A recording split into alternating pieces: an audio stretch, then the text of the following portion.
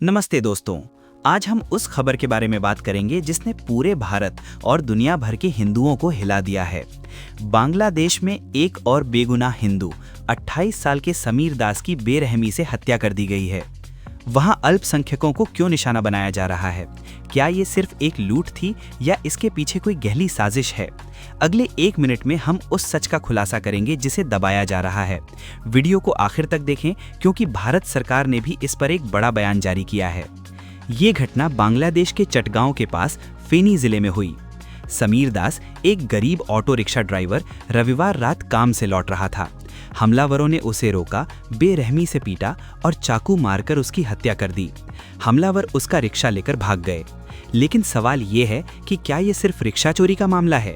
वहाँ के स्थानीय लोग और हिंदू संगठन कह रहे हैं कि ये हमला पहले से प्लान किया गया था। दोस्तों, बांग्लादेश में अभी का माहौल किसी से छिपा नहीं है। पिछले कुछ महीनों के डेटा को देखें तो बांग्लादेश में अल्पसंख्यकों पर हमलों में 40% की बढ़ोतरी हुई है। मानवाधिकार संगठनों के अनुसार चुनावों से पहले ये हिंसा और भी बढ़ सकती है।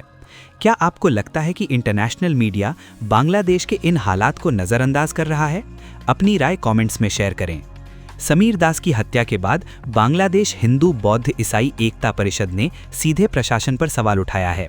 उनका कहना है कि धार्मिक असहिष्णुता अपने चरम पर है। पुलिस ने अब तक किसी को गिरफ्तार नहीं किया है, जिससे वहां के सिस्टम पर गंभीर सवाल उठते हैं। अब बात करते हैं भारत के कड़े रुख की। भारतीय विदेश मंत्रालय MEA के प्रवक्ता रणधीर जायसवाल ने साफ तौर पर कहा है कि भारत इन घटनाओं को बहुत गंभीरता से ले रहा है। उन्होंने कहा कि अल्पसंख्यकों के घरों और व्यवसायों को निशाना बनाना एक परेशान करने वाला पैटर्न बन गया है। अगर आपने अभी तक हमारे चैनल को सब्सक्राइब नहीं किया है तो ऐसे ज़रूरी मुद्दों के बारे में जानकारी के लिए अभी सब्सक्राइब करें। दूसरी ओर बांग्लादेश के अंतरिम नेता मोहम्मद यूनुस इन हमलों को बढ़ा चढ़ाकर बताया गया कह रहे हैं, लेकिन ज़मीनी हकीकत काफ़ी अलग है। जब एक गरीब ड्राइवर सुरक्षित नहीं है तो आम जनता कैसे सुरक्षित महसूस कर सकती है? इस पूरी स्थिति से 3 मुख्य बातें सामने आती हैं। सुरक्षा की कमी, अल्पसंख्यकों के लिए सुरक्षा व्यवस्था पूरी तरह फेल हो गई लगती है। न्याय में देरी, अगर समीर दास जैसे मामलों में तुरंत गिरफ्तारी नहीं होती है तो अपराधी और ज्यादा बेखौफ हो जाएंगे। भारत का दबाव, भारत को इस मुद्दे को अंतर्राष्ट्रीय मंचों पर और जोरदार तरीके से उठाना चाहिए। आने वाले हफ्तों में बांग्लादेश में चुनाव होने वाले हैं, जिससे तनाव और बढ़ सकता है। समीर दास चले गए, लेकिन वे अपने पीछे कई अनुत्तरित सवाल छोड़ गए हैं।